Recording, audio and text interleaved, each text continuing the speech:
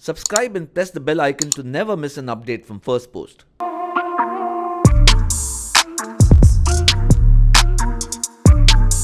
Hi everyone, welcome to Firstpost. Today we have with us Allu Sirish. So Sirish, you hail from a family of cinema stalwarts, be it your father Mr. Allu Arjun, your brother Allu Arjun or your uncle Mr. Chiranjeevi. So was the film industry always your obvious final destination career-wise, or would you ever consider something else? Actually, I didn't realize it because I grew up here. It became like second layer. I didn't even know that I'll end up in films only. Like I also learned computer programming. Oh really? Yeah. Okay. I learned C++. I learned it, but somehow I ended up in films because every day that's the topic of discussion at home, at the dinner table. I'm hanging out on my brother's set. My neighbor was a poster designer. So I ended up working like proper, interning with Krishna Digitals for like a year and a half, ending up designing other people's posters. So when my own family, there was a film, my dad said, since you have that aesthetic and all that, work on this. And so from there it started. And then one day I wanted to go abroad with the film crew. They were going to Mauritius for a film. Right. Dad said, no, there's no space for extra person. What we could do Which is, film was this? it's called Pellam Muralte. That's the original of No Entry, which my dad made. Okay. Back in school, when I was in school. Okay. So he said, there's no space for an extra person. Yeah. We'll ask the junior accountant to drop out. You go in his place, but every day in the morning and evening you have to come do the accounts, basics. Okay. This is a senior person. Yeah. Basics and go. If you are ready to take up that job, I'll send you. So then I went, for a film shooting. So when I was 16 or 17. So from then I never even realized, and then it became second nature. It was not a conscious thought. It was just like everything flew naturally. And thinking of it, if I wasn't in the film business in any capacity, be it a director or an actor or a producer, I will think, right back then I didn't have this option. But right now I'll probably be a lifestyle blogger, like an Instagrammer. Really? Yeah. So, already having such a huge legacy before you, was there any pressure that you put on yourself when you stepped into the industry, or any pressure that your family put on you? The family doesn't put, knowingly. Right. But the periphery around somehow comes to you, media people or fans or audience, this, that. Unknowingly it does come. I try to resist because somewhere I read a quote, says never step into the shoes of a great man. So I know that, the moment I do that, I'm setting up myself against a comparison. So I tried avoiding the path which my brother or my uncle or anybody has taken. I'm trying to still find my own niche, or what is it that only I stand for, irrespective of my family. I think I figured it out. So let's see, but it does play on your mind sometimes. It does play on your mind, but I try to ignore that noise. So when you're like dinner time conversation at the table, do you like ever fill them in like, okay, today we did Absolutely, this, did that? that's what happens every day. My dad on what film he's producing, my brother on what film he's acting, and me on what film I'm doing. And there's a mishmash, and then there's like one passionate debate. Actually, with three of us are not that gossip types. Right. We're more of that very Passionate cinema conversations. And our views are extremely polar. Right. Like my dad will defend Ilayaraja and I'll defend A.R. Rahman, or this is the way to make a film. Oh, that film is trash. It might have been a hit, but this, like very intense discussions we have. Wow, what a lovely environment to be in. Yeah. Okay, so from Gauravam till now, tell me, what has the journey been like? It's been bumpy. There have been a couple of films that did well. And unfortunately, my best film, which I thought was my best work and the best story, underperformed at box office. Okakshanam, my last film, which had a sci-fi thriller. It's a thriller with little sci-fi elements. I was very happy with the first copy. I thought we're going to hit it, but films, you never know what happens. And then one film which I was not too sure of, from the word go, from signing, that film turned out to be well, like decently well. It didn't become a runaway hit. Which was? It was Kotta Janta. Okay. I was never sure. I didn't like my character in the film. He's about some selfish, very negative guy. So I couldn't connect to it. That film did reasonably well. And then one film which I believed Sri Rastu Subhamasa. That's like a very family and love oriented. I like such films and love story and also it's got. And that film I believed it will do well and it did well. So it's been mixed. See, Gauravam, okay, first film you wouldn't even know what's what, so I'll excuse that, I'll leave that out. I was just carried away by the fact like it's a big director and a good producer and this, that. So from there it's been mixed. I'm not able to pinpoint and say, yeah, I know it. I have a script judgment and this and that. Nor can I say, I don't know, I don't get a hang of this place. It's not that, it's been mixed. Still figuring it out. Still figuring it out, but It's fun. I think now I'm kind of there with ABCD, my next film. Right, that was actually going to be my next question. Yeah. So, your next is a Telugu remake of the hit Malayalam film ABCD, which starred Dulquer. Yeah. So, tell me, what has that experience been like till now? Give me some like insider details. Insider what's details. Going on? It's been like kind of a biography for me, except that I was not born in America. Right. It's about this dad who wants to reform his rich brat, spoiled son. Yeah. That's the story about. American born confused, basically. Yeah. Except so I'm like an IBCA, Indian born confused American. You know. So I'm like that. Of all the roles I have played, this is the closest to me. There were episodes in my life when I was younger where me and my dad didn't have the same opinion when it comes to money and lifestyle and all of that. And my dad wanted to reform me, so he was strict with money, and because of which our relationship had cracks. Right. So this film has been semi-biographical that way. Right. And he goes and lives in a slum. He's forced to live in a slum, Right. the hero, even the original and all that. And in my real life also, I made friends who were not in slums, but they were living in very low middle class societies, and they were like my cutaway from home. I didn't want to hang out at home, so I used to go stay there in an area called Krishna Nagar, where all assistant directors, like Aram Nagar in Bombay, that kind of a place. So I used to hang out with that crowd there to escape like home. And we used to go for movies, eat roadside food, the kind of life which I've never experienced back in Jubilee Hills, you know. So this film has been closest to me, and the guy is like one, not player, but he's like one guy who hits on everything, every chick he sees, you know.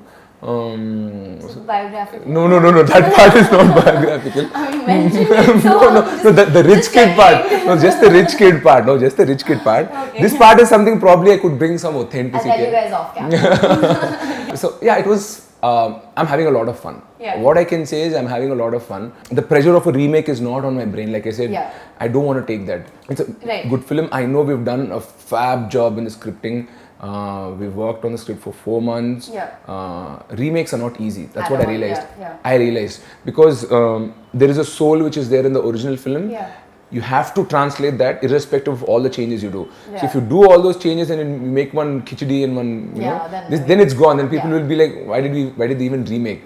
So it's very tough to retain the soul yet bring about magic in the new language, you know. But we worked hard. I'm very confident. I was reading an interview where you said that even though the director is a first-time director, he had a lot of clarity whenever he's sitting and doing his scenes or reading out. So tell us a little bit about your director. So my director's name is Sanjeev Reddy. He worked with Krishnamamsi before. How it happened is he got a script called Santana Prapti Rastu, which was very quirky and cute and very coming of age. I liked it, but it was not meant for me because a lot of the whole film, the guy is a married guy. I said, this is something I can't relate to right away. And then the producer suggested another Malayalam remake. I said, instead of that, why didn't you do ABCD? It's more fun. And then they saw it and it happened in place. So with Sanjeev, it's been a great collaboration. Working with people who are young is fun because they're at the same level as you. You can open up. There's no protocol. Earlier, if I had to suggest something which I liked to the director, I used to think 10 times about how they would receive it. But here, we can just we just walk to the side and we're just chilling, having coffee, and I bounce something. Then he'll be like, no, this won't work. Or this is actually a good idea. And he goes, works, and comes back. So the atmosphere has been more collaborative for me. And he's much more open to newer ideas. Like we put a rap bit, we put a rock song, all of this, which he was able to understand where I was coming from. So tell me, on that note, do you think you do better when you're working with someone who's closer to your age or, you know, a youngish director, or do you think that a senior director who's had a lot of experience, do they get more out of you? Two-way thing. From the senior lot, what I did is I could learn more from them. There was more learning, but then the collaboration is lesser. Honestly, I have to listen to what they say because of their experience. But then the learning curve will be slightly lesser with a newer director. But what you learn from the older guys, you can implement it here. The experience comes in. But these guys are more open in terms of ideas. So the atmosphere is collaborative. So each has different advantages. So not every film you will want to work with newcomers where the load is a lot more on you also. Or work with only senior directors where you just have to do your job, a good job, and learn and then come back. So I am still waiting where I can also learn a lot and contribute where there's a great creative collaboration. So in May this year, you attended the Cannes Film Festival as a representative for the Ministry of Information and Broadcast. And they were doing a session there. I was just representing Telugu cinema. So tell me firstly, what was that on-ground experience like? What is it like for someone from here to go to Cannes? One, Cannes is a lot about glamour. Right, yeah. It is As we've seen the in glamour overpowers the business. Actually, more deals are made at the American film market that happens in LA. Right. So not that many millions and crores of deals are not signed there. It's more about getting media coverage. Of course, there is seriousness, but the art is overshadowed by the glamour and the partying and the madness and all of that. And it's a great place to meet filmmakers from around the world, network, and see what's happening outside. The moment I went to Cannes, I felt like a frog in the well. Right. Why do you say so? Because sitting in Hyderabad, I thought Chennai and Bombay are the only places, and I'm on top of them. Like, I know what's happening, and I felt like I'm well informed and I know what's what. Yeah, exactly. And then you come out, and from Cannes, when you watch back at Bombay and Hyderabad, you're like, dude, we feel like frog. Yeah, we feel like frog in the well, and I'm like, one day. Maybe 5, maybe 7, maybe 10 years. I thought, okay, this is the place where I should finally arrive, you know. Right. Finally arrive, get a film, get it screened and all that. It set some ambition in me.